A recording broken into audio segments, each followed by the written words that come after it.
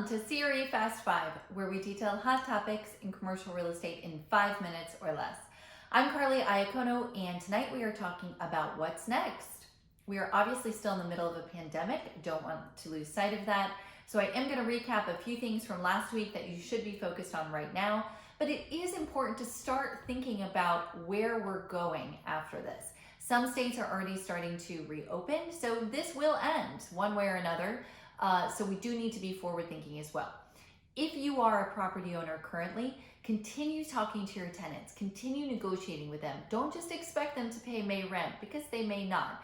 So I'd reach out proactively, see how they're doing, see how you can help. Very much think of it as a partnership and try to give and take where you can. Now, I will say, do not get bullied by your national tenants. Some of them really can pay, some of them can't.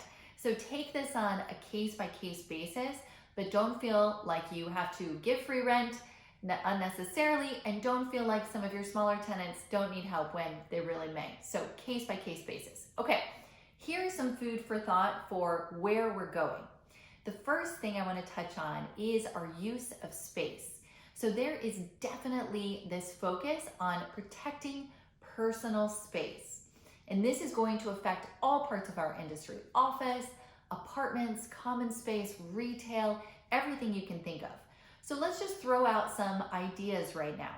From an office perspective, people are contemplating a one-way flow of traffic.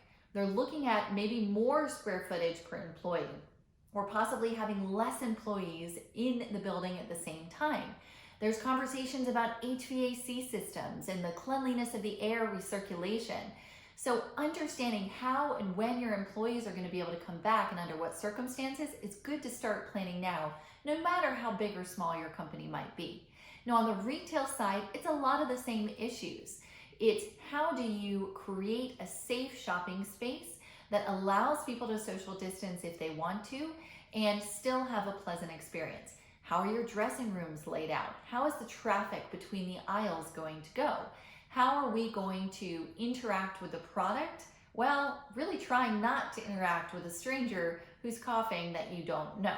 So any retailer really needs to start thinking about their use of space.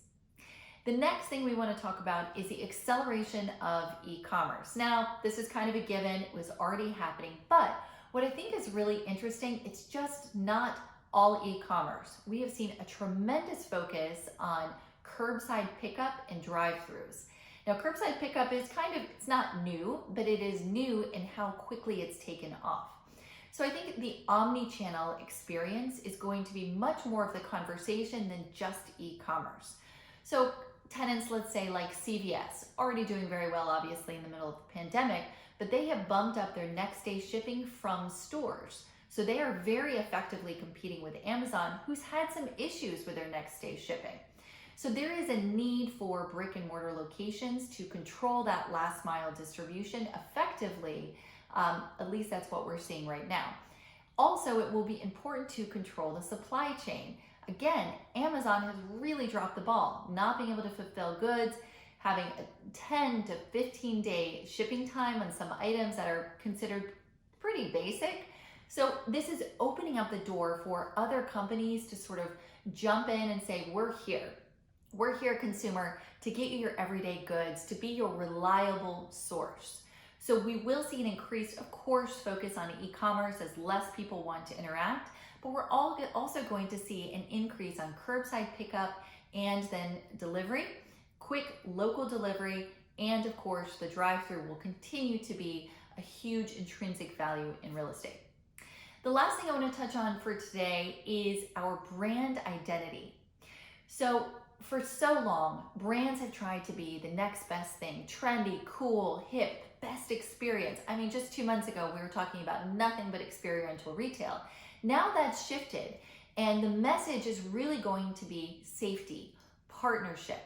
A lot of consumers have been hit very, very hard. We are certainly entering a recession, which could be quite tough for quite a while. So I think the companies that are going to gain market share, that consumers are going to want to partner with for their shopping experience, are going to be those who are really clearly projecting the message that they are clean, that they care about their their employees, that they care about their consumers. Maybe they have glove stations and hand sanitizing stations, or their branding and marketing is saying, we're doing XYZ to protect you.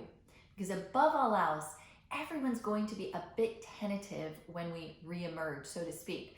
So it's very important for these retailers, as they're looking towards the future, to shift their messaging, shift their marketing, and identify with the need for safety, cleanliness, and partnership with the consumer.